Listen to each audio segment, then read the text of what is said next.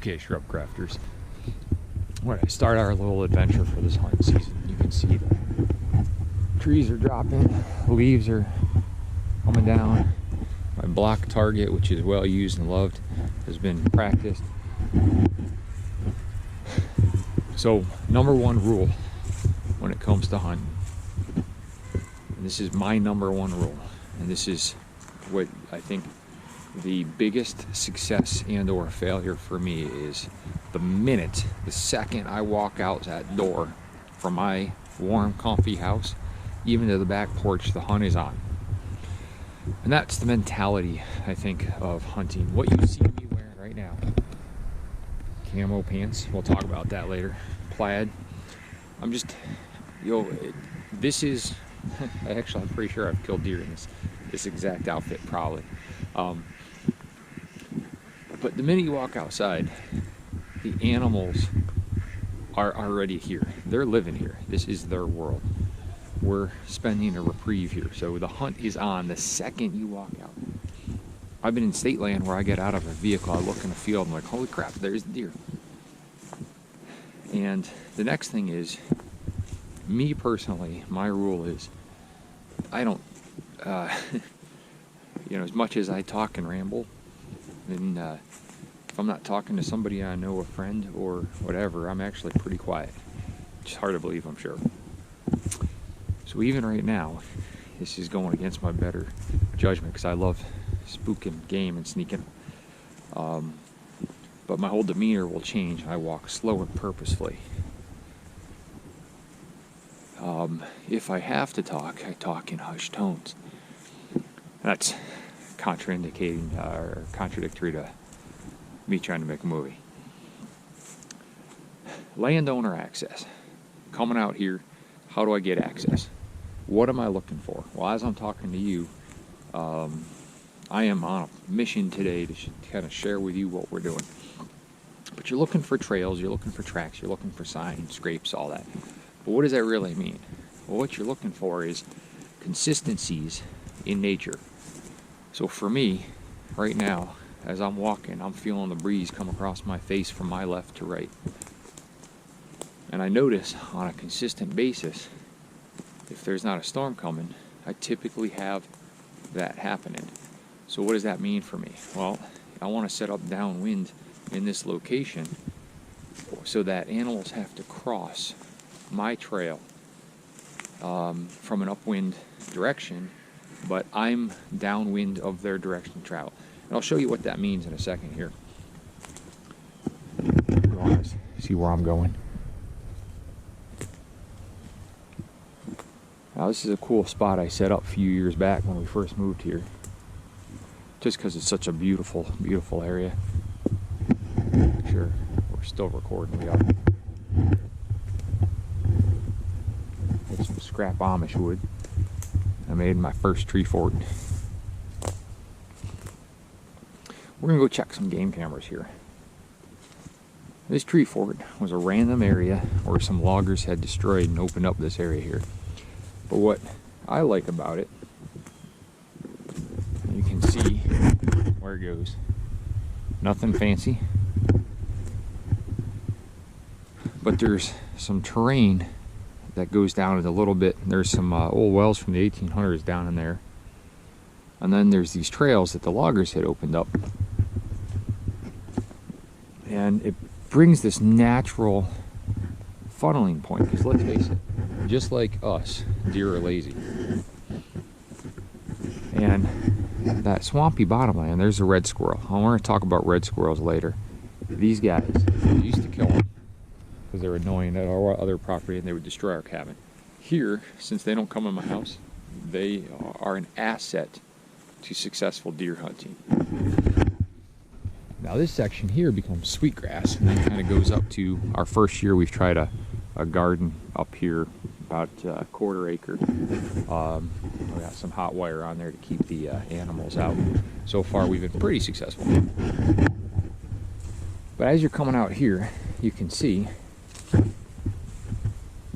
this section goes down into a nice hardwood and pine. And I'm hearing some noise, so I'm probably going to spook all the deer. Luckily I have one right now. Well, here's a perfect example of deer digging for something, scraping, rubbing, maybe nutrients, minerals, I'm not sure, in the ground. And that's something that when I first came here, I was like, all right, hey. And this was all overgrown. I mean, there were piles of crap all over here. And I've had to open these up, and that means taking the limbs off, all the dead limbs, and dropping them and making it so that I can see through here. So, I mean, let's be honest here. There's a lot of work involved in being successful. And then you can see that blind back there. I had trails coming through here, and you can kind of see, it's hard to tell, but there's a natural kind of worn area between these little pines right there. And they go up around this big tree. So that's what the deer were using. Well, if we're smart, deer like us come through and they're going to use the path of least resistance, and they love it. So widen that trail for them. And then as we're coming through here, you're looking, all right, well, what else can I do? And this used to be right here. This is part of my new trail this year. This used to be completely overgrown and a lot of work here, and thankfully with a modern tractor implement I was able to get that done and open it up. And I've got a blind back here. That's where I got my first seasoned deer from here, and I don't know, it's hard to see, but right out there. Here's one of the most important assets too, is this game camera. Trail cams, some people hate them, some people love them, but I'll tell you what, they do help, so you know you're not wasting your time. We'll see what's going on here. As I've been talking, this thing's probably been recording me the whole way down, so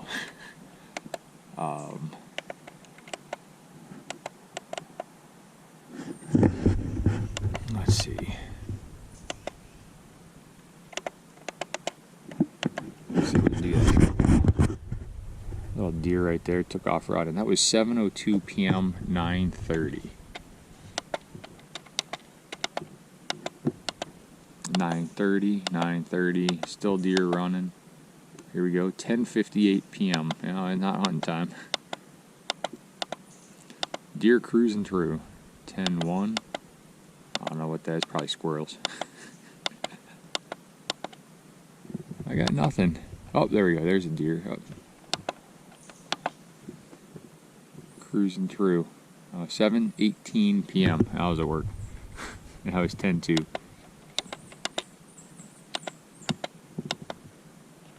Oh, little fox. 10:03. Here's me. 10:04, 10:12 a.m. I'm gonna reset that. All right. Game cameras allow you to see what's going on, and eventually you'll be able to see us. Okay, every third day I'm getting activity on this camera, or every second day. It tells you that your deer are not your local deer, that they're wandering through from a bedding area going one direction to another. You're seeing them every morning at 7 a.m. Tells you that this is this is their turf. If you're seeing them every night at a specific time, deer don't necessarily follow time change. You know, if they're out here at 5 p.m. and then, you know, shift change comes and we set our clocks forward or backwards, they're still coming at the same time. So, maximizing your time out here. Let's. That is actually chipmunks or squirrels digging. Now, the sign is really hard to see. You know, it's not something that is simple footprints, but I can see through here. And I'm not saying I'm some, you know, awesome, you know, woods whisperer, but I've spent enough time in the woods now to know what's fresh, what's not, what's turned over based on storms. I mean, there's some high activity right here. And you can see where there's a footprint here. This is actually from the deer I shot. You can see this is fallen over her track, and I shot her the other day, and you've got some leaves blowing in. And my camera tells me there's nothing fresh on here, and that means that I've either disrupted the cycle, killed the only deer that's coming up and was using this trail in that time frame, or you know, they're just on a cycle. You know, now with a pop-up. Make sure you're still going. on a pop-up blind. I really like these. I don't know, some stealth tree stand company or whatever. You can actually see through this material. That's actually a see-through. Got a little chair in there. You don't need to wear camo if you're in there. It's actually the best thing you can do is wear black. But when you're setting up in these, we'll go on a little journey here. I really like these because you can untap them and they're quiet. And they've got this little, and they stay closed. Here's my tripod. When you're sitting in here, I can see right through. That's where my deer, she came out down here and went over there, and then she zigzagged up her way and then came right out here, and she was right there by that rock, 7 yards.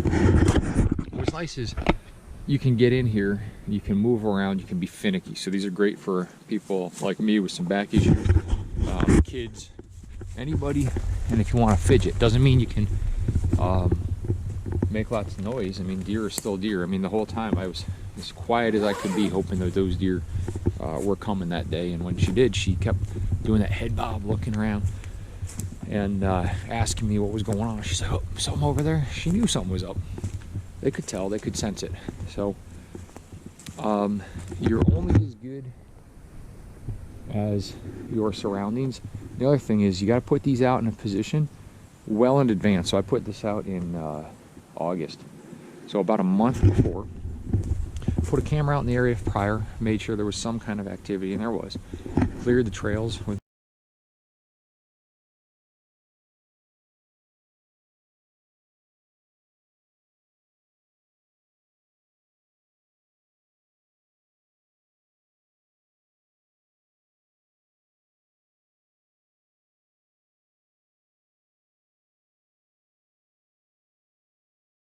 the tractor. And once I confirmed that the new trails were actually successful in deer and animals, I had coon, fox, deer all moving through these trails. I knew it was a hot spot. Next was picking the spot based on gun, bow, muzzleloader, where I'm at. And what's really nice is on the really shitty, crappy days out there, most hunters stay home. But if you're maximizing your time and you only have that one weekend to go, deer have to move unless it's a severe multi-day storm. They're gonna, eat like crazy, and then you want to kind of hunt before or after. Excuse me. But that maximizes in that drizzle. You're actually relatively comfortable. You're not miserable. They're out there. They have to do what they're doing every day to survive. They're out there eating. They got to eat. They go foraging. And I've had some of my most success in pretty heavy downpours. I've shot probably 4 or 5 deer in close to torrential, just not quite torrential, but where it's a steady rain and the wind is down, but it's that heavy, just keeps coming down wet, not sideways blowing or anything, but just those all-day rains that just soak you. The deer have to move. They like it because they can get out and kind of do their thing. So as you wander and we're looking for sign, how do you get landowner access? So over here a ways, there's houses and property next to me, and nobody's asked me to hunt here. I did run into a couple of people as I was introducing myself, and some new people moved in. My property goes right through their backyard in essence, and one guy said his son likes to go around and smoke on my property, and I said, well, I'm not cool with that, so make sure he stays on his property. But being polite, courteous, and talking with people, you get to know them. I'm not a very trusting person because we've had our own issues in life, with all sorts of stuff. But my problem is, you work hard, you cultivate this land, you pick these things up, you've seen my range, you try to come in. The last thing I want is somebody trespassing and ruining my hunt again, because my time is valuable. But getting to know your neighbors and say, hey, do you guys hunt? No? Okay. Do you mind? I want to be hunting over here. Do you want anything? Do you need anything? Hey, and I've got this great rapport with probably 4 or 5 of the people in our area now, not necessarily that butt up to my property, but we know. And so it is nice to know who your neighbors are. So as I'm wandering around through here, I'd be looking, scanning, searching, what I'm doing. And I really walk, this distance we walked here, it says 15 minutes now, and that's meandering. This takes 4 or 5 minutes to get to my range. That 4 or 5 minutes in hunt season might take me 40 minutes because I'm walking that slow. But landowner access. Before anyone asks, nobody can come hunt here, at least not this year. I do have 1 or 2 people, family members that I'm going to have out here this year, and I'm going to let my deer population hopefully kind of recover, at this place, kind of give them a sanctuary this year. Maybe my wife will shoot one, but her family member. So the biggest thing is, how do you ask? Knock on doors. Commercial trapping. If you're not familiar with it, nuisance wildlife operators are commercial trappers, and most states offer some kind of licensing. And if you get involved in trapping, you can offer that service, which is what I do for free, to farmers and other people, and that gets me access to their land. Most farmers have issues with raccoons, have issues with deer and other animals eating their crop. If you can offer them a service for free, you'll find that you probably get a ton of offers to hunt, because you're helping save their crop, and you're helping them with a service that can be pretty pricey. So coming up here, there's some things. There's some feed bags. That's actually where some of our animals who have died, drag them out here with that, put them in, and then I use the bags to clean up garbage as we go.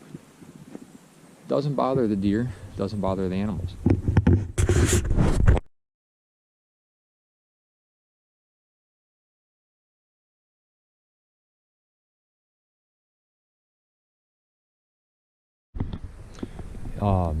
Because they see it on a regular basis. But I don't know if you can see way back there, there's this dark spot. Well, as you just sit here and you start looking, you're like, where do I go? What do I do? Well, think about it. I'm a deer.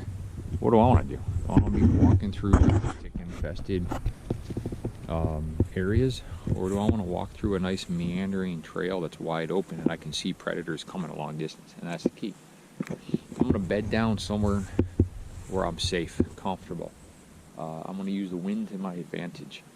When I'm moving, I want maximum line of sight. Same thing with us as our hunter. One of the things is, just saw something flick way out there. It's probably a deer tail. I'm kind of in depression. My head's up. And that's the thing, is you want to kind of use these ridge lines to your advantage. And I'm gonna look. I'm gonna scan, and I'm gonna tell you, one of the best tools you can have is a high-end pair of binoculars. And when I say high-end, I mean nowadays Vortex makes what I would consider, and many birders I know that are professional birders where I work, they buy Vortex, and you're not spending Swarovski dollars on optics that some say match their Swarovski.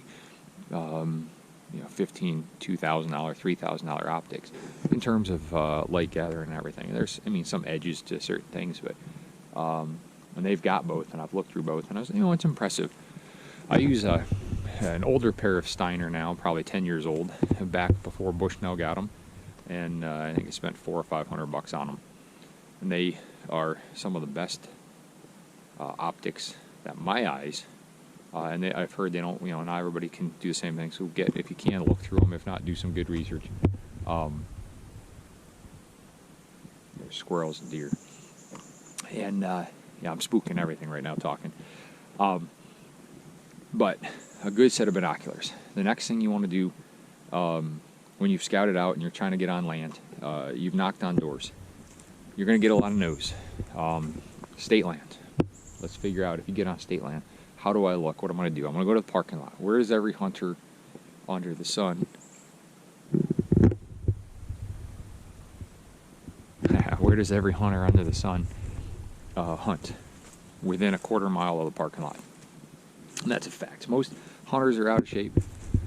There are people with disabilities. They don't do the scouting time, so they've been there once before maybe, and they're like, well, I know there's this cool clearing here. Well, you know what? Sunlight comes up, and all of a sudden, boom, it's done. So whether you get access to land or through the GIS program and you find neighbors, you start knocking on doors, you find a farmer, you start talking to them, or you start trapping and helping. Your next step is to pull up maps of the area. Look around the boundaries. Where's their property? What's going on? What do we have near there? Where's the food source? Where's the water source? What are the deer eating? What are the turkey eating? Where are the animals at? All those questions are done pre-season. You can do them. There's never too late to do it. Topographical maps exist. And then the next thing you want to do is you're definitely going to want a GPS as well as a compass, and you know, and you're going to want to know your locations. You're going to mark those. Something I have in my pocket, and I don't really use it right now, but I have a GPS map 64 from Garmin. Extremely accurate. I have an old Garmin. I ended up giving to my brother. There's a red squirrel. I told you we'd get back to those. The Garmin's with a fast refresh rate. All right, now here's something. This is perfect. Now, that may look like human turd or whatever, but that is actually deer poop that's been out and got wet. Came out slightly mushy, so that deer's got a slight diarrhea going on, but it's been exposed to the elements as well as it's been exposed to moisture. Maybe right before or after a rainstorm. That is not fresh deer poop, even though it does look fresh.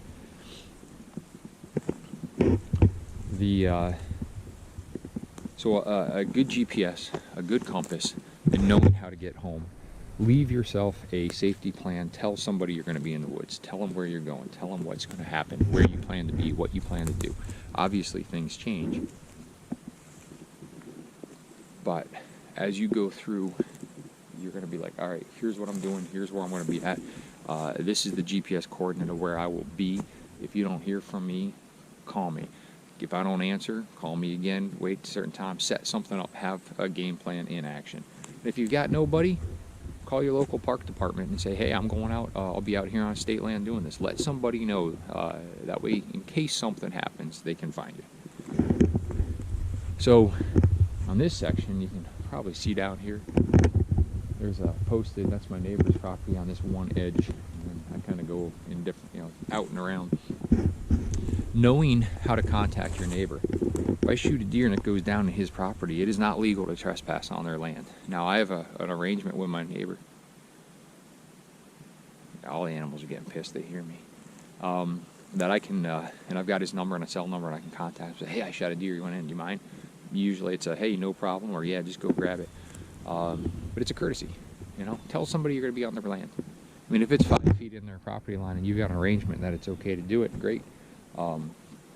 I've told all my neighbors, if you're going to hunt, just let me know. I just don't want to get shot. And if I know where they're at, I don't have to go hunt that area. Or if I know where they're at and they're noisy and lazy and obnoxious, I can get up near where they're going to be, and when they start leaving, deer start coming my way. Yeah, I'm really, this is not a quiet morning for me, so odds of, we'll jump some deer. Whether or not they'll be on camera, that'll be a different story. So you can see kind of some of the destruction. I pushed a lot of this out, opened up some areas, and we're starting to see some deer sign. Deer sign. Right here, you actually feel the indentation in there and a footstep. It's relatively fresh. So landowner access, offer to do services for people. Don't expect something for free. And there's many ways to do it. Friends of a friend's, but first and foremost, something I did for one of the guys that I hunted with. He told me his rule is, I don't care, come out here, shoot something, but it's got to be a 4-pointer bigger, no does. Perfect. And one day he said, hey, I got a lot of does out there. Feel free to shoot a doe since you haven't shot any bucks. And I was like, oh man, that's awesome. his only thing he wanted was hamburger when he was done. And he wanted a couple of pounds, 2 pounds of meat, okay? I was like, seriously, that's it? And wait, you're letting me come out here, kill your animals, and all you want is a couple of pounds of meat? Done. So I gave him a couple of pounds of burger, a couple of pounds of neck meat. The next thing you know, I'm out there, and he's got a buddy who shot a deer, didn't want any, so I got that deer too. You know, he got more meat. I gave him some steaks, I gave him some backstrap, I gave him some tender cuts. And the more successful I got, the more meat he got. It's a win-win situation for people like that. For me, I love hunting and shooting my own deer, so I wouldn't ask somebody to give me their meat, but I wouldn't mind having help out here at times, and, you know, hey, we need to do this, or we got to do this. And I hear some stepping, so just kind of where we're at. These wide open areas are good to set up in the fringe and look out over there, and you'll see, you'll actually see movement, and that's the key. You're looking for movement. But let's finish that landowner stuff. Landowner is going to ask you and say, hey, this is what I want. Get out there and do it. Offer, volunteer, shoot emails, preseason stuff. And even if you don't intend to hunt that year, get out there and offer them help. Things happen and change, but the more you show up to help out when they don't need it or offer to help, the more likely you're going to get asked to come back. There's many ways to do it. But just remember, if you want to be successful, you need to go where the deer are. The deer aren't sitting at the parking lot. They know there's people there. You need to set yourself up for success. Yeah, I'm just watching things flip through the forest here. If you're going to set yourself up for success, you're going to be looking for sign. Right here, right in front of my finger here. Another impression. It's subtle.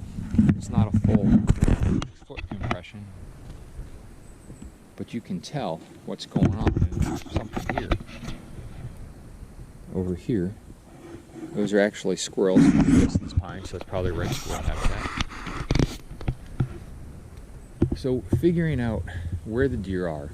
If you're standing here and you come out to this spot 10 times and you never see a deer, regardless of the time of day you come in, put a couple of cameras out, you don't see anything, deer aren't going to come here. A lot of deer like to hug these fringes of the low spots or high spots. They can see where they're going. Bigger deer are going to be in those, nastier areas because they're safe.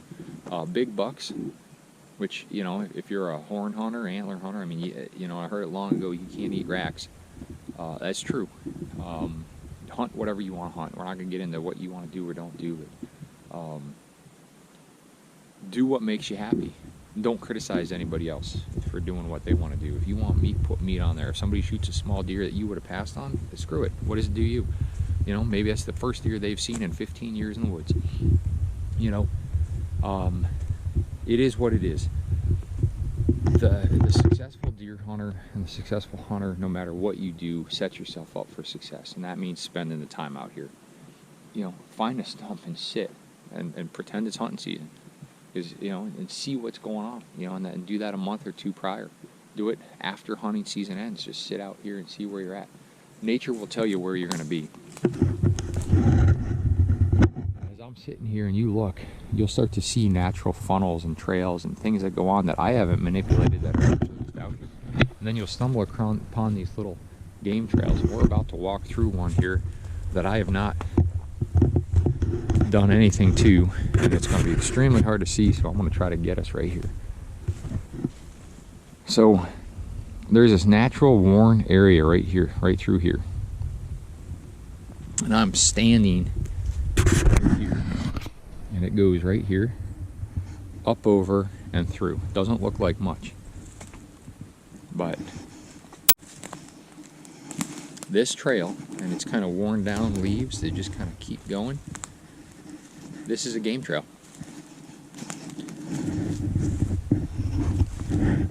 The deer know it. Here's old poop. And we are doing this live as we're doing this, so the deer come through here.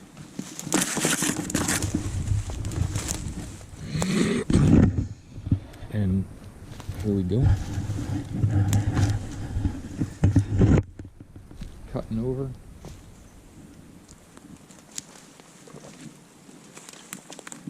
then now, deer have a couple options. They can go over here towards the water, and I can see where they've kind of worn down. And there's a little bit that goes up over this way trail.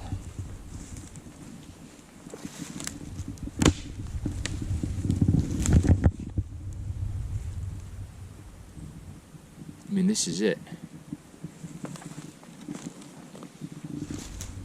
This right here, this is what you want to see. It's subtle. Check this out. What do you guys see? I hope you see it. I hope you see the deer trail. I hope you see the pellets. That's a small deer. That's a baby deer. And then you can see the indentations right there, right there, right there, right there, coming right up, walking through. This is what you're looking for.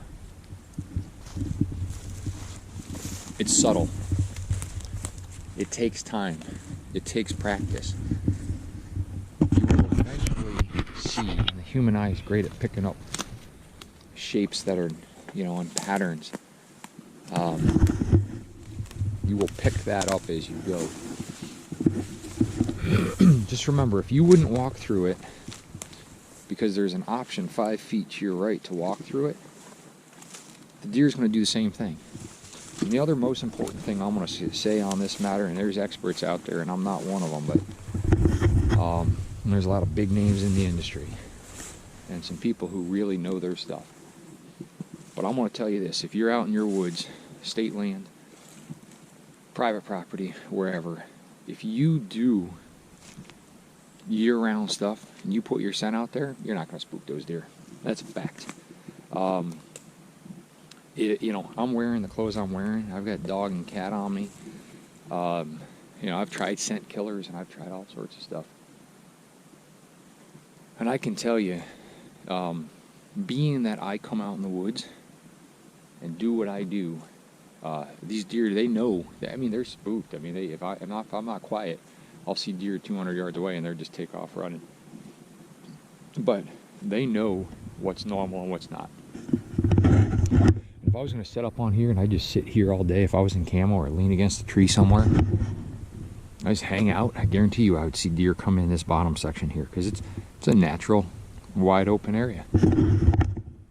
So deer get acclimated to noise. So you hear, I guess if you're out in the middle of Montana, there's one person per 100 square miles or something like that. Yeah, your scent's going to spook them. But if you're in a urban, suburban, populated environment, or here a rural environment, no matter where you're at, those deer get acclimated to certain things. So you're not going to destroy them. I've literally been on my range shooting. I've stopped shooting and within 3 minutes as I'm reloading or whatever, I've had deer walk right across the top. I'm like, are you seriously? Are you kidding me? They just get used to what they get used to. So knowing your environment and putting the time in, that's what's going to help you. Some people might sit here and say that's bullshit. I used to think it was. I can tell you this, both at my old property and this property. There's more poop here, more trails, more footprints kind of coming through. And here's what I'm talking about. You kind of just see this natural line of progression. You can kind of see where the leaves are turned over, kind of going through. That's what I'm talking about. You'll start to recognize this type of stuff. We're in their environment. I've walked up within 30 yards of deer and never saw a deer because I'm not paying attention. It's there. And then I see the little hands waving goodbyes, or a whitetail going, yeah, see ya. That's what they do. But yeah, look. Right there. So, more berries. So it is definitely their environment. They use it to their advantage. We need to take advantage of their knowledge and set. So game cameras, use them. You've gained access from land. Somebody said yes. Next thing you do is you'll be respectful of that property. You're out there, do your best to improve it or not. Here's an example of old, just got stuff growing out of it. Baby deer. Now we're starting to come up towards the back, well, middle of my property, but back of this one section, and there's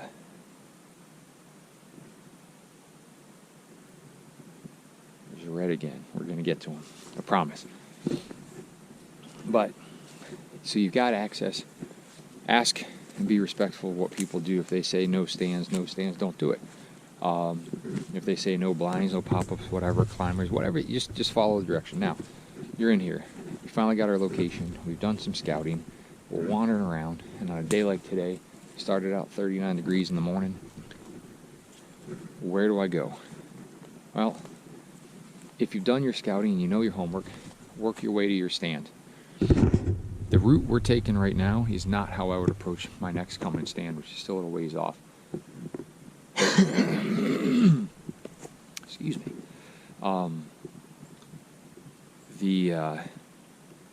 The roundabout way to do it is, I'm going to tell you this: get in your stand an hour before sunrise, because if you have legal hunting half hour before sunrise, I think some states now, if you're able to get in and start shooting a half hour before sunrise, you want to be in and situated and sitting down at least an hour before you can legally shoot. So that means an hour before sunrise. Illegal shooting too, so it could be, you know, if it's 6 a.m. to sunrise, that means you want to be in your stand at 5 a.m. If it's but if you can shoot a half hour before, that means 5:30. Now you want to be in your stand at 4:30. Get situated, you know, and take a roundabout way in there. And there's two rules of thumb that I have. I either book it quietly through the woods and get in there as fast as I can, and then let things settle down depending on the morning and the wind, or I creep my way in, and then I have to factor in how long it takes me to get there, you know, and then get set up. And once I'm set up, then I just sit back and relax. If I'm in a pop-up, and hope for the best, and that's it. You know, there's a little bit of wishful thinking and hoping.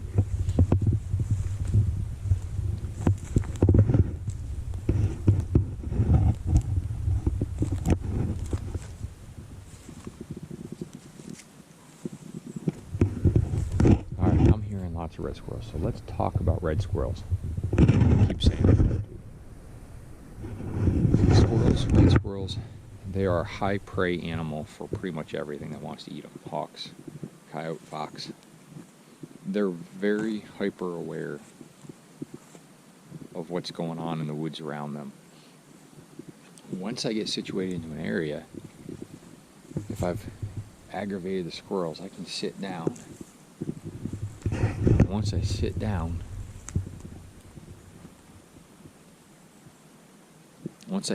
in an area, the squirrels will turn back to doing whatever they're doing. Little ADD squirrels running around doing their thing. Once they return to that level of activity, you're good to go. Start listening to the squirrels. Those squirrels will chatter and they'll run around and do this, and you'll pretty soon get a standard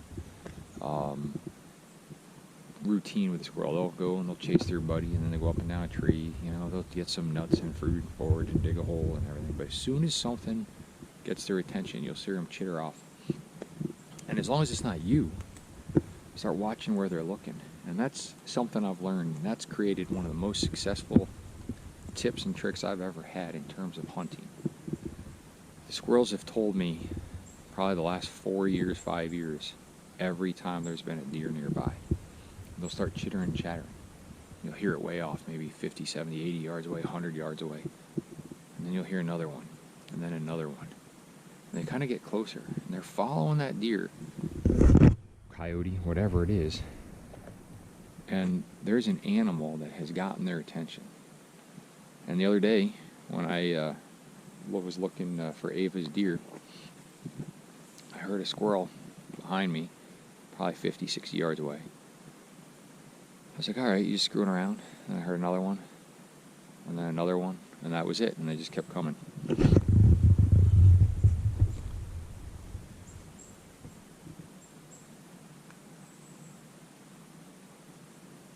I'm just listening because I'm hearing some things. Way off, I can hear a chicken. It's one of my neighbor's properties way over. But the squirrels will tell you. And if you start listening and going and just poke your head in that direction, just kind of stare and just wait. And it's usually, I find that there's between a 5 to a 20 minute delay. And I find that if I start hearing things consistently, within the next 20 minutes, I want to see what's going on. And it's almost a given for me. And that's not just this property. That was my old property and some state land I've hunted. So use the natural animals that are there to your advantage. They know what's going on. They know what's different. I'm just letting them coming up on this ridge. There's usually deer all down in there. I know for a fact that if they were there, I've scared them away. We're going to go up to another pop-up I have, and we'll check that game camera here. We're getting close. But the red squirrels are, being that everybody wants to eat them, they're super, super alert.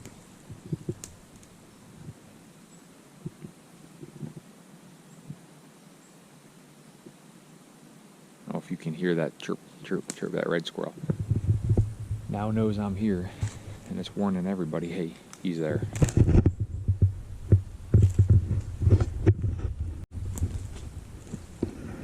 But I'm doing my preseason. I've done my preseason. I know where I'm going. Now I'm watching and I'm looking. Now the route I would take to my stand would be the most out of the way loop I can get in a reasonable set amount of time that I determine I want to be there. You could run in there if you want to as fast as you can, but stealth is your option. Get in there as quiet as you can. And I always try to go, you know, if let's just say that the wind was blowing this way. There's got another pop-up over here.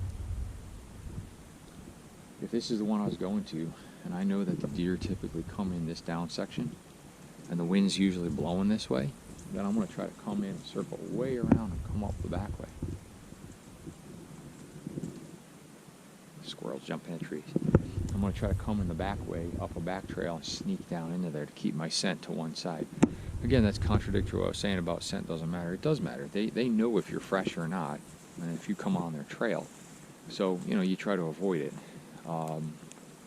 But your scent is not going to, besides put them on a little heightened alert, not going to bother them too much. So as I come around, I get in that trail and I get situated, and then I just wait and set up. Now, if I'm stalking, like if I was doing what I'm doing today, and I'm in this depression, I like this. I've got good visibility down here. I've got some good visibility here, but I'm backed, so I can kind of tuck myself into a corner, give myself a good back, and maybe put a tree behind my head, so as I'm doing the head movement and get sloppy and lazy, I can still see, but I can see all the way around me. You know, and kind of get tucked in somewhere. And if I were to sit down here within a couple hours, I guarantee you some deer would be nearby. Probably not within bow range right now, just because of the distances here. But you would see some deer, and that would give you an idea. Okay, well, they came out here today, and they came out here. You know, there's some more. Here's some more sign.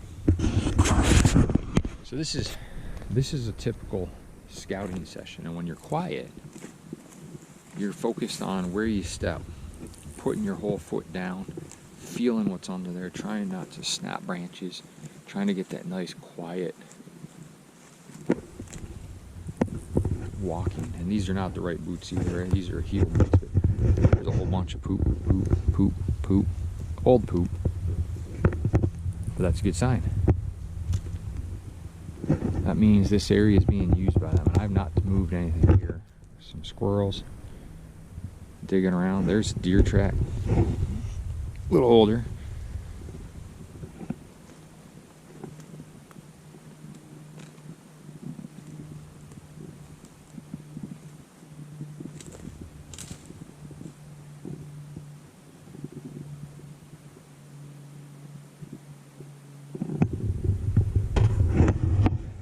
What you're doing, you're getting time out in the woods, you're learning the area. Where's my route? Where can I go? Where can I go? How can I get there?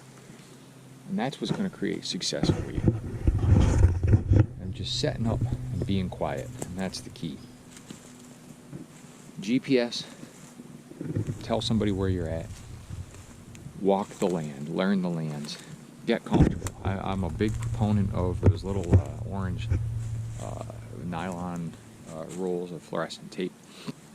You know, tie little ribbons in the trees so you know how to get where you're going. If it's state land, I wouldn't do that, because then you're just going to put people right to where you're at. This is what we're looking for. Okay, see that gleam and glisten? There's bugs on it, little flies moving around. That is fresh. There's something neat.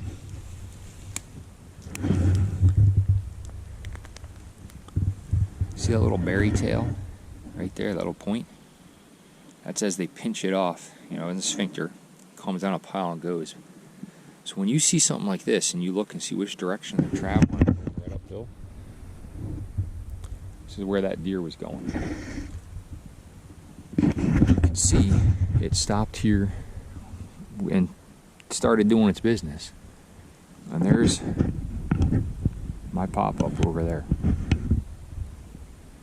It tells me it came right out this direction and moved its way right past where I want to be, and then going into these woods is filtered.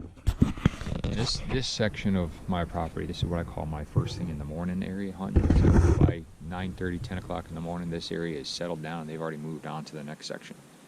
That's based on observation over the last few years here, some game cameras, and hunting experience here. And I kind of position and move things around, try to get a little bit closer to where I want to be with these animals. But so, what do I have in my pack normally? When I'm coming out here today, I've got my little iPad or whatever it is, so I can download cameras if there's anything I want to download. I've got a bottle of water. Just bring some energy, fruit. If you get cold and stand easily, and wear more layers, wear proper clothes, and we'll kind of go over some different things like that. But a day like today, if I was just going out and let's say I was carrying my muzzleloader, I'd have my goal in mind where I'm going, how to get there, hopefully in my mind, because I've been there before. And I'm going to say, all right, I'm going to go here, I'm going to walk 5 feet. And the one thing I can tell you about hunting is, every time I've successfully harvested a deer, it has been 5 more minutes, 5 more minutes, 5 more minutes.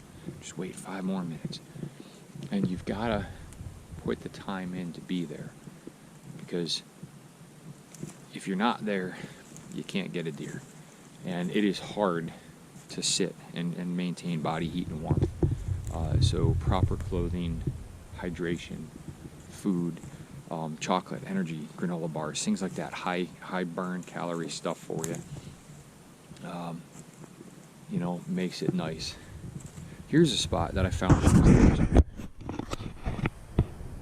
They were consistently coming over here, so there must be something in the ground. I don't know, maybe like a thing or a nutrient thing, I don't know. I noticed there were deer here last year. I put a camera up, and it's near a cut down tree, but some of these rocks, so I'm wondering maybe these rocks might have some salt content or something in them. Just a really neat area. But and one other thing is, when you're in the woods, to pee or not to pee, to poop or not to poop, everybody has their theories. Just do it. Animals, if anything, I've heard a lot of the successful commercial hunters say it's a curiosity thing for a lot of animals, and they just come and they're like, hey, check that out, and they just all right, I'm checking my other thing right near my pop-up.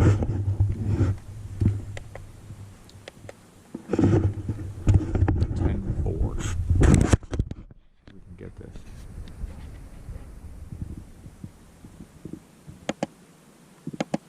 See this corner right here?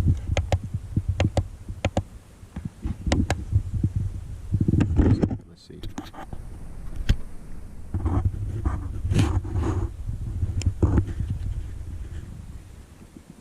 Hoping you guys can see that. Because I can't see what we're looking at.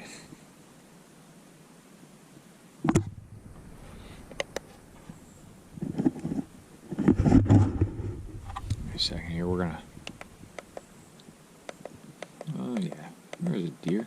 There's a better one. It's in that bottom right corner.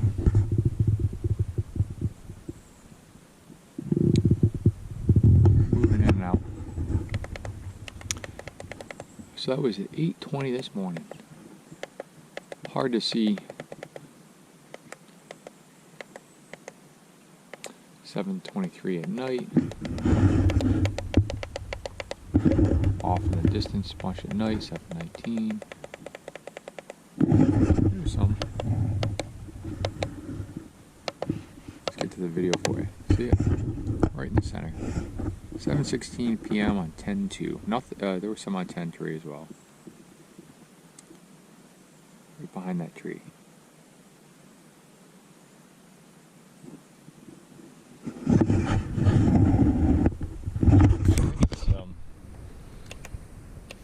I'm gonna shut this off. We're gonna take this card right out and we're gonna download these and we'll see what we got. So, well, what's neat is, like, this is something I'll do right here. I'll just sit in that spot. I'll just wait and look. And those are those two trees where that deer was standing right there. That's 12 yards, 15 yards. So this is a good little spot. I'm excited to see this one. We're going to use, hopefully I'll put my wife in here on open in the morning. And let her get a deer here, so we'll see. I'm going to download, I got my little, here's my Steiners. The old, this is before they went to Bushnell. These were the German ones. The Steiner Marine autofocus. You know, I don't know what their quality is now. They're a lot cheaper than they were when I bought them, since Bushnell took over. But this is typical. What I'll do is I'll come out here and I'll just sit and I'll shut up. I start hearing what's out here because this is their world. There's a bird. It's a blue jay. There's a red squirrel over there. Make mental notes, but also a notepad. Take your phone out and you know, put some data in your phone. Just listen. That's the key. To be successful, you need to listen.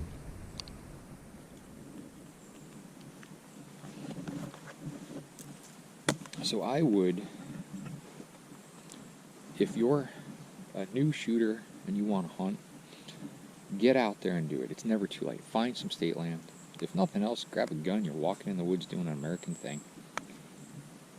Let's see if I can remember. Find my gallery. I always have trouble. There we go. But do an American thing. Get out there and go pick up a gun and walk the woods. If nothing else, like my dad called it before first year or so when we went out hunting together. He goes, this is basically hiking with guns. I was like, well, yeah, in essence, you know, I mean, and you're going to have your unsuccessful years. If I sit just like this, the only difference between now and, like, if I was bow hunting right here, I would sit just like this if I was using my compound.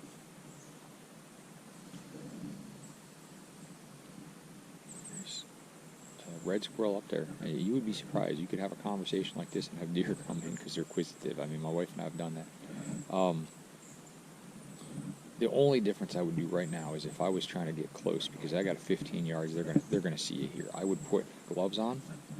It doesn't matter the gloves, camo works better because it does break up that pattern. And I would sit with the bow across my lap, being a compound. If it was my longbow or a recurve, I would get situated slightly different so that I can take a knee and shoot with that. But you got to practice those things.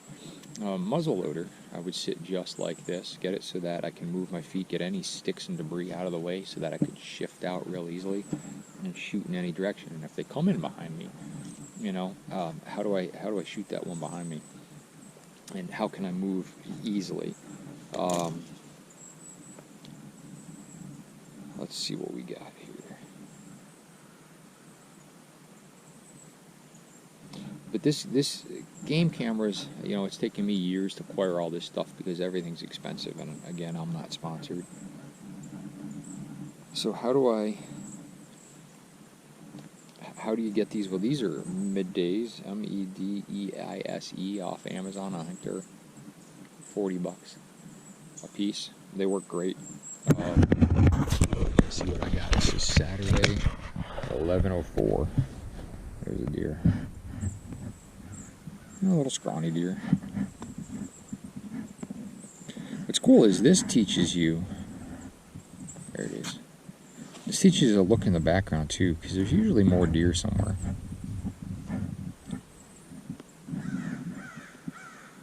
Crow, good sign.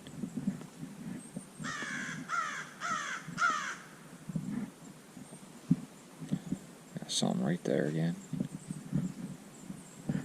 Again, that's right there. Just because there's this tree, that tree, and that tree. It's right behind that tree. I mean, that's 12 yards away. Some nice deer right there.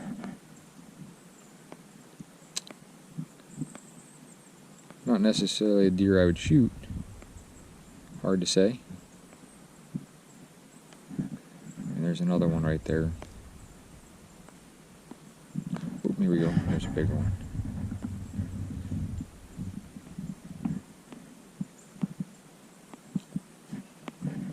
Well, 7:15 p.m. That deer is there, and it's on a couple of days. So that's probably that same deer. What's nice is if you're after the buck, what I would do is I'd wait till the rut comes, and I'd let that deer come in that morning, and then I'd wait. And that deer's going to come in. That's a doe. He's coming for it. Those bucks are going to come for those does. So I would highly, unless you're putting meat in the freezer, or you want a buck, but remember, if you're not seeing bucks on your game cameras at all in that area and there's activity, you don't have bucks in that area that are your home bucks. You have bucks in the area, but they're not your home bucks. I got a couple of bucks that I've had in my cameras consistently now. Those are what I call my home range deer. They travel within their little couple square miles wherever they're at. Come rut, fair game, they're going to be going wherever they want. But if you're not seeing them on your camera coming through an area, it doesn't mean that they're not there. It just means that they're not there in that spot. They're not going to be there on a consistent basis until that rut starts. My experience, again, yours is going to be different than mine. But in all my successful years, when I get a buck coming through, and every year I've gotten a buck now for, I think, 5, 6 years, 7 years, 8 years? 8 years? 7 years, at least, last 7 years. I've got 3 deer at least every year, last few ones, in that time frame, from putting the time in and the work. What I find is that sitting here right now, the deer are out there. And for every deer you see, there's probably 3 you didn't see. There's bucks out there. Bucks. And that red's alerting. He's not alerting to me, and there's a red tail. Yeah, in the back. There's a red tail hawk. There. I'm looking at him. He's looking right towards me. He's like, oh shit, where'd you come from? See, again, that's what you're looking for. This is where you want to be. I watched him cross 20 yards in front of me. He didn't even know we're talking. And that's why it's important. You just get out here and do this. This is real world. This is what we do. This is what hunters do. This is what sportsmen do. Outdoor people do. This is how we get it done. If you want a buck, you let those doe go. You let them go. You sit there and you watch those doe day in and day out, day in and day out. And if they keep coming in here, you're going to get a buck come through here. It may be a spike. It might be a 12 point. It might be a 20 point, whatever. I don't think we have those up here. Very rare. But I always joke, and that's what I'm going to do. But if you want meat, you let those little baby doe come in, the babies, you let the youngs, the first and second years come in, and you start scanning 40 yards out, 50 yards out, as far as you can see, and you just scan. You scan an area until you're done scanning, and then you scan it again and again and again, and you're looking for that flick of the tail, the twitch of the ear. And that's what gives it away. It's learning how to identify movement, not a deer. Don't look for a deer, look for that twitch, look for that thing. And once you see one, you'll see the rest of them. Suddenly, like, oh, there it is. Deer. And listen to that little scream. Squirrel versus a...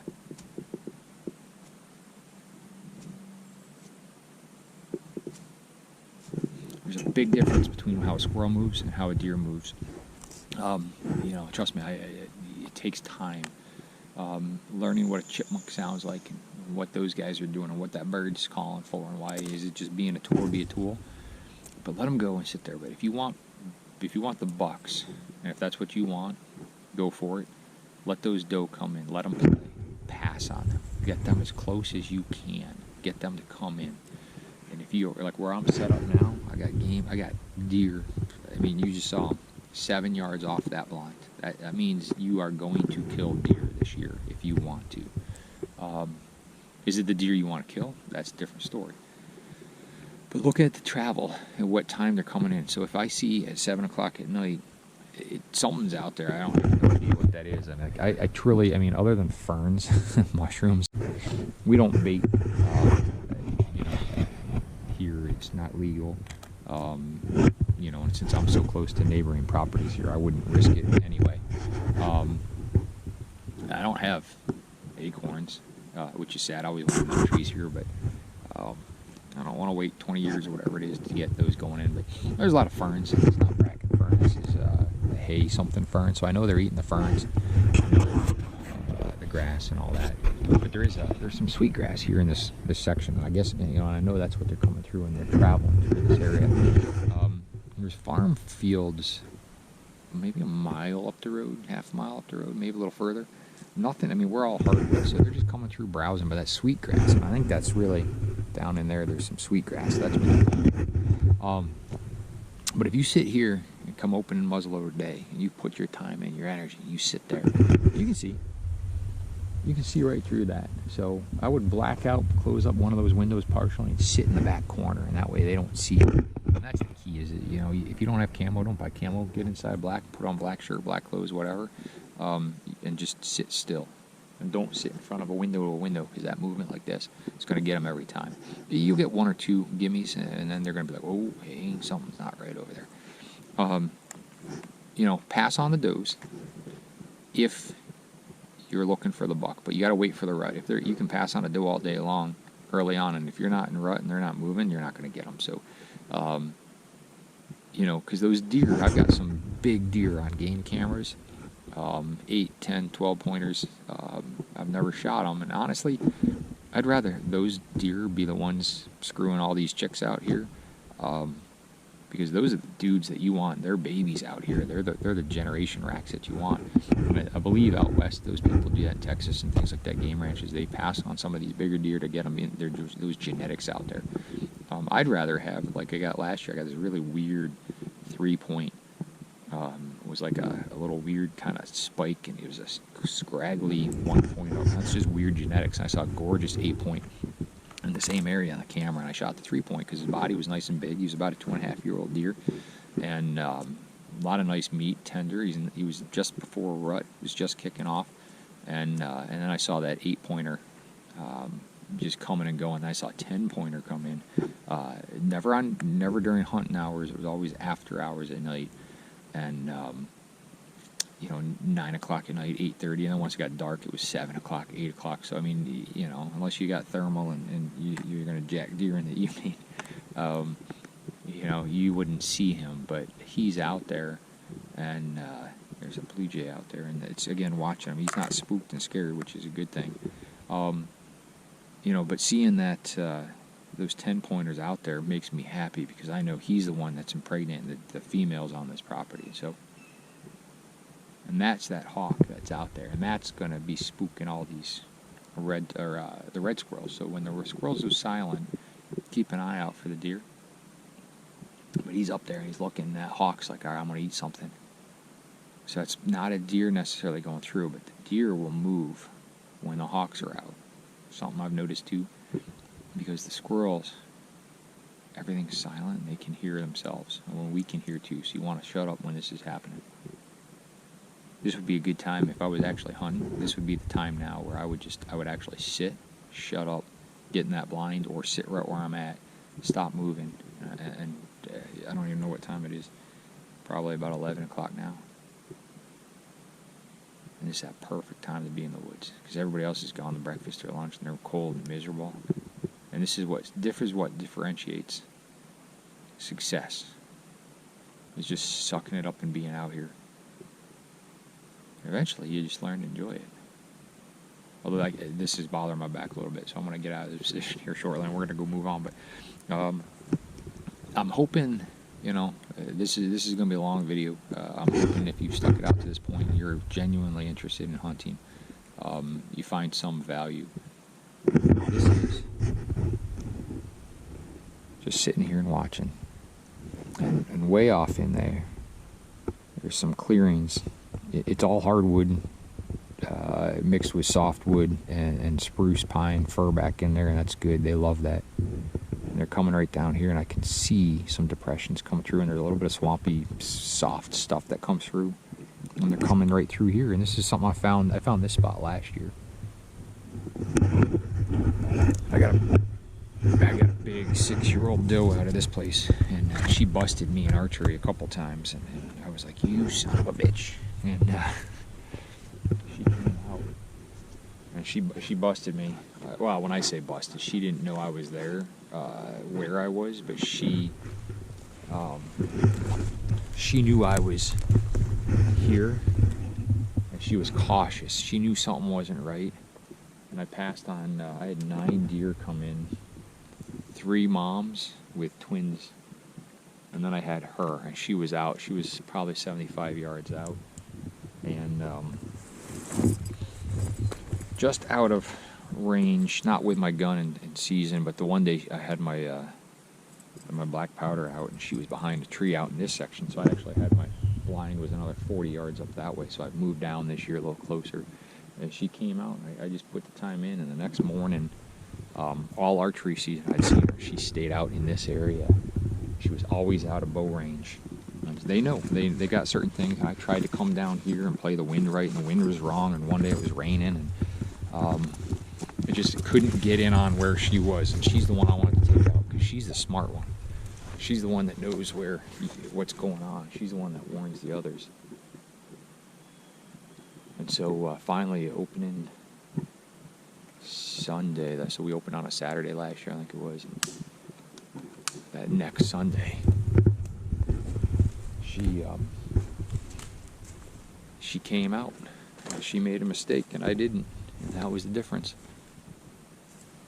And so she's good eating too. I still got some of her mixed in with the other ones. Oh man, she was good. She was a good success. They're the hard ones to do, and that makes you feel proud. Squirrels are going, so they either know me or there's deer up here. So anyway, again, this is not. I mean, this is geared to anybody who wants this information. One of the things I hope you can learn from is taking me my lifetime so far. I'm 42. I learned all this on my own and putting time in the woods.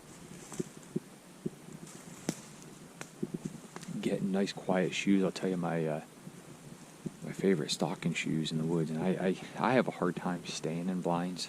I'm about a 50-50 kill ratio of stalking versus sitting. I will usually sit in the morning, and then I'll get out there and stalk them if they haven't come by after about 3 hours or so, 4 hours. But LL Bean makes their Maine guide boots or something like that. And the Maine guide boots are one of the quietest soles I've ever had. The only thing that sucks is I call them my lucky boots. My wife bought them for me, and it was awesome. A lace up 12-inch or something like that. Non-insulated version. They leak. I contacted LB and like, we'll send them back. Well, first day I wore them after she gave them to me, I shot a fucking deer. I mean, they're my lucky boots now. And I've killed quite a few deer in there, but they do leak on my feet. So LL Bean was like, well, ship them back. And I was like, oh, I don't want to ship them back. They're sentimental now. They've killed lots of deer. And my wife gave them to me. So they sent me some waterproof stuff, but if I step in a puddle, they fucking leak right on the seam. So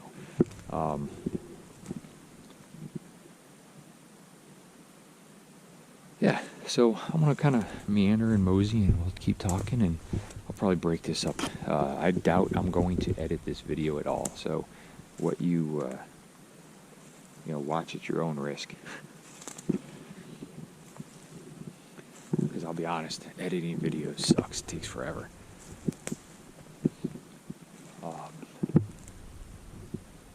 There's something going on here.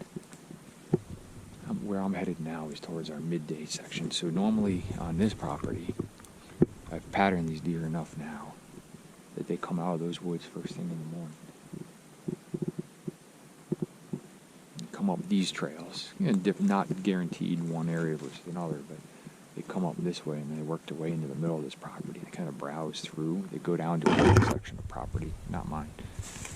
Spend the day eating, and then in the evening they come back in. And they like to bed down in a back section of this property.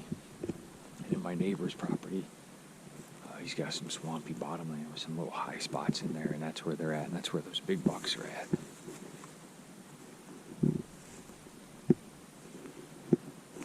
So if I was doing this and I was, I think we open up not this weekend, but the following weekend opens up muzzleloader. I will bring you guys along, and fingers crossed, we'll get some footage for you. The key is go slower than you think you need to. The hunt starts as soon as you walk out that door. Shit happens. When you're looking for deer, like right now, there's deer in there. I guarantee you there's deer. I could go look at the cameras, because I know this section. But if I was here, I want to be on the far side of my property waiting for them, because they kind of filter through, and I think that's where there's a cornfield somewhere. But you're looking. Look twice as long as you think you need to look. And look for movement. And if you think it's a deer, pull out those binoculars. And one of the cool things is, and when you're scouting, the GPS is great. You can actually mark a spot every time you see deer spoor or poop or pee or scrape or whatever, and start marking that stuff, and you'll start seeing trails.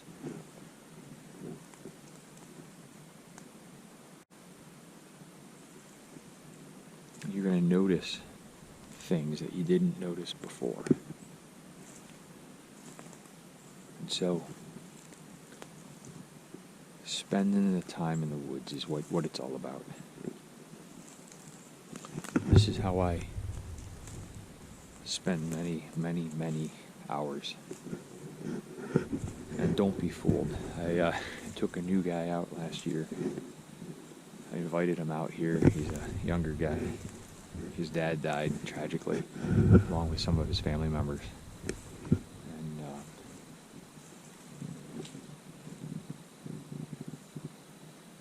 so he's wanting to learn because his dad hunted, and so I told him what to get, got him out, did some shooting, and I just said, keep coming, but he just didn't make the time for it. And then he's like, well, I'm going to go out one day. Well, and I gave him, there's deer, come on. And see, shit happens.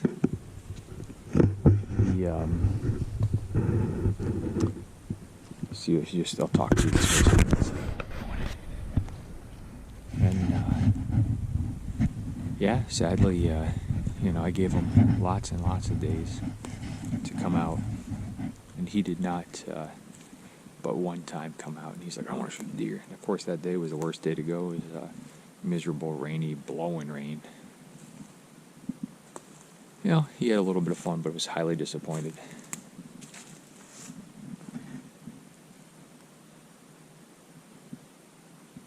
It just takes a lot of patience and a lot of time. And these trails were all overgrown, and slowly I'm opening them up. Use nature to your advantage, and if nothing else, get out and enjoy it.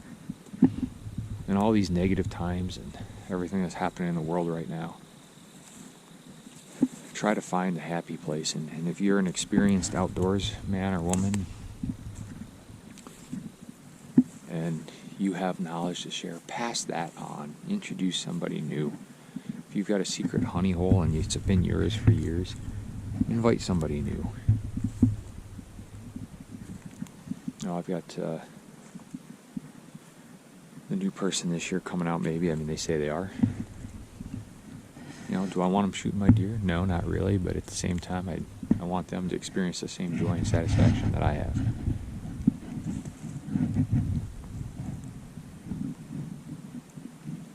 But this is it. Oh, and if we're out here with our muzzleloaders and we're stalking, or your modern gun, take 5 steps, stop. Don't walk down the middle of the trail either.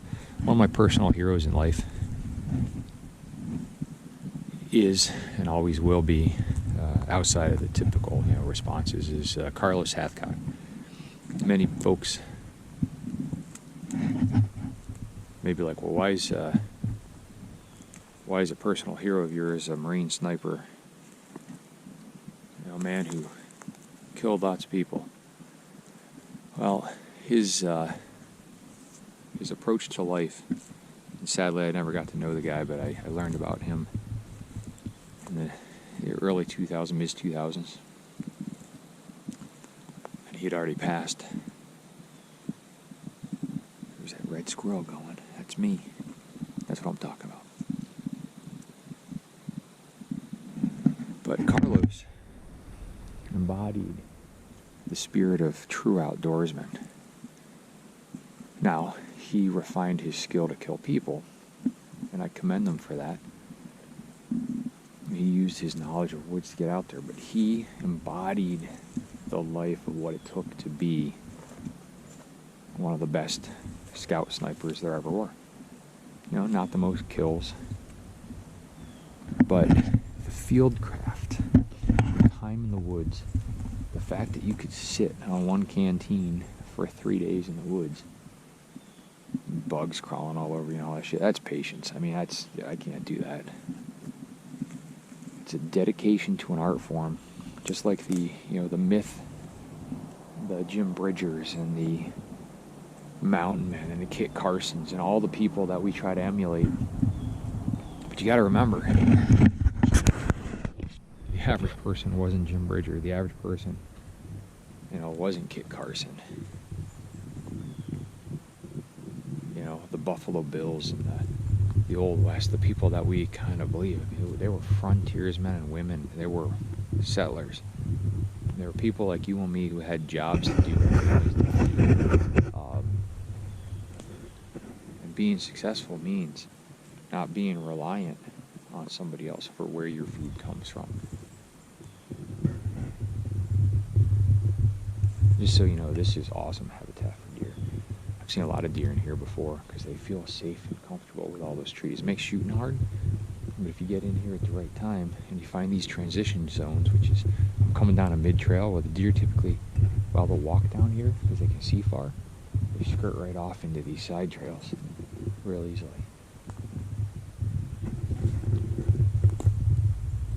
But we're fortunate enough to live in such a great society where we don't live or die by not feeding our family from deer we're harvesting. Because if you did, you'd be much better at it, and so would I. There is a great book, and again, if you've made it this far, I'm sorry. There's a great book, 40 Years, the Life of a Hunter, Meshach Browning. And I believe that's how you pronounce it. I've read it twice, and it's basically this dude who, in the time of the late 1700s, I think he was born, all the way up until he died just after the Civil War. 44 years, the life of the hunter.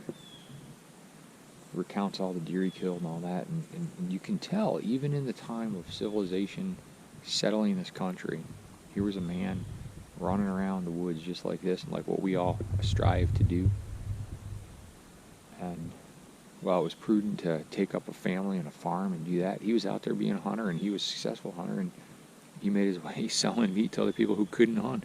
And he talks about in his book all the people who didn't hunt or got 1 deer to his 10 deer, and just knowing where to hunt. And obviously, there were no a lot of the private property that we run into today, and the hunting issues and being able to run 5 miles after a deer in a population 3 times as dense as it used to be. But he still talks about the hunting seasons back then, when they hunted and when they didn't hunt. And again, that true sportsman ethic as you go. But spending time in the woods, spending time in the woods is never a bad thing. And it's funny because I still got to go to work today. And now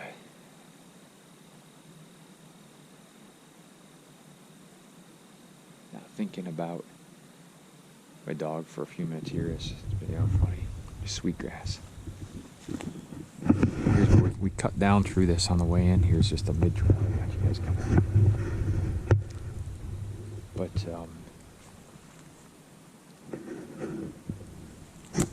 spending time in nature and introducing other people to it and just learning what you can. I mean, you will be an expert in whatever you put your mind to. And I think, again, if you've made it this long in the ramblings, hopefully, even moving at the speed that we're moving now, if I wasn't talking, you're still going to see deer. Like right now, if you look, this is something I would do, is I'd come up here and I'd look right through here.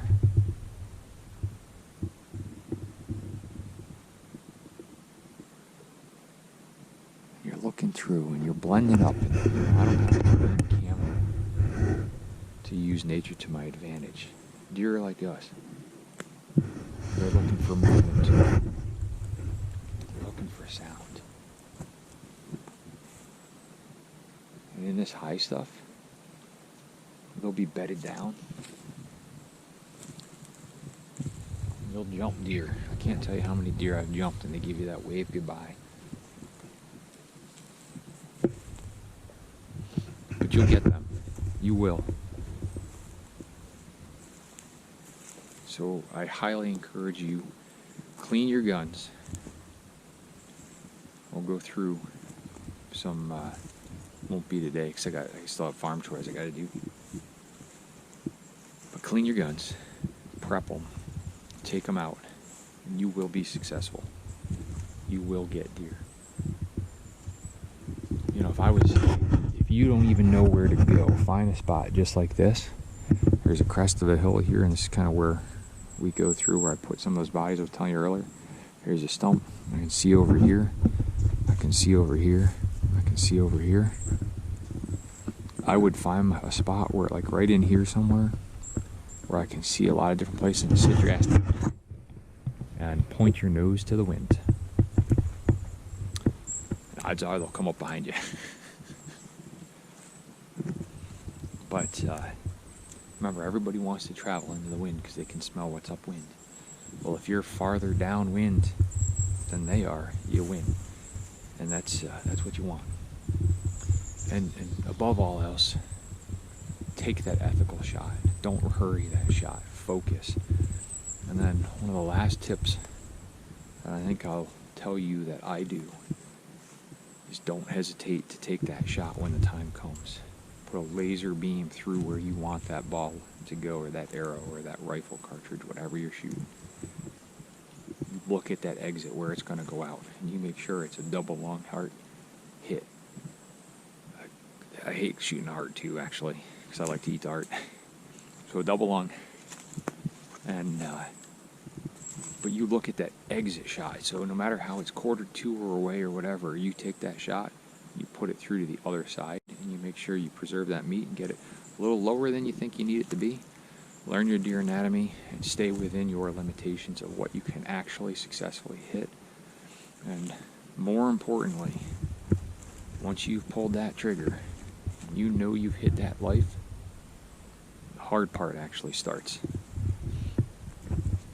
And that, to me, is the heartache and the heartbreak, or the joy and the success of hunting starts when that trigger is done being pulled and that shot has gone.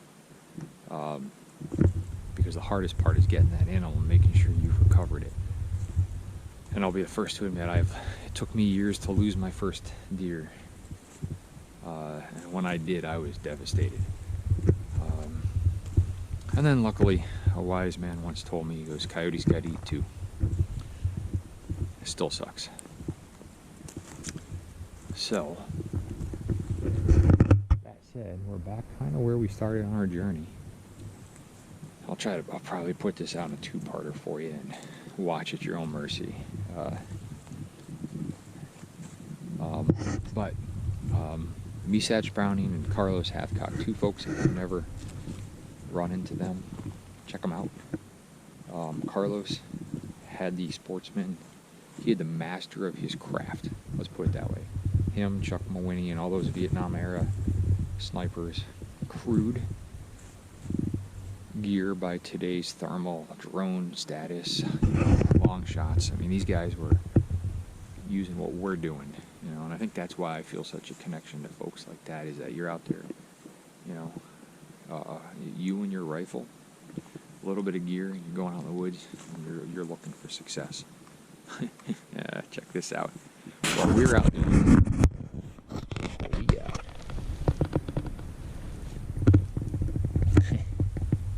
Because we came right up here. That is fresh. So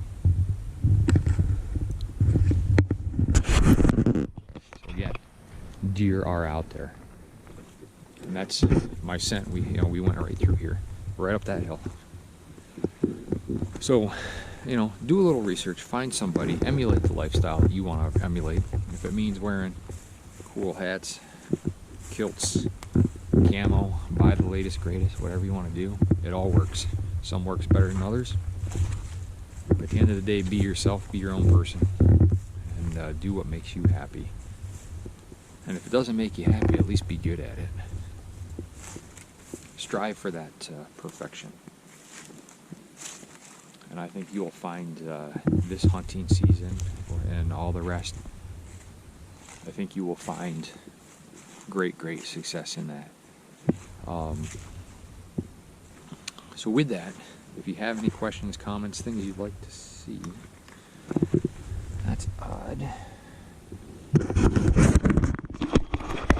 Track. It's actually like a dog print.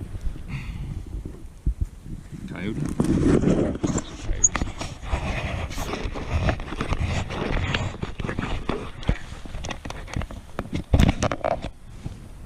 But anyway, hope that gives you a little bit of insight into my methodology of what we're doing, how we're doing it. I'll go over my seasonal prep, because guess what? My season starts, I think, next week. So I need to make sure I prep those. So we'll go out here and put a little trigger time in, clean those guns, make sure that they're ready to go. Because we are 1 week away. And I'll make sure I charge my camera batteries. But even walking at this pace, you're going to find you can be very successful. You just have to look farther. The faster you walk, the farther out you need to look. The slower the walk, the closer you can look. Start close, look out far, and use zigzag patterns, scan, use binoculars. Oh, and a rangefinder. That's the other thing. Carry a rangefinder and start learning ranges. And where we were on that one camera, I don't know if you saw in the tree, I forgot to mention it, it said 56. It's 56 yards from that tree stand. So that tree fort you're in, 56 yards to that tree. Give yourself every advantage you need. With that, we're about to run out of camera battery. And we're almost back to the midsection. We're near where we started. So you guys stay safe. I will update some more later. And again, this is probably going up unedited. Because I'm not going to watch myself ramble on for this long. But we'll go. I will go through some of the gear prep and what I do, ready to go and get season going. Try to get you some deer footage and get some venison. Meantime, stay safe, prep everything, get it ready ahead of time. And if you have to travel to do it, put it in a bin in your car and have it there ready to go. That way you don't forget it. And remember, 2 is 1, 1 is none. So when it comes to muzzleloading, quickest reload is a second rifle.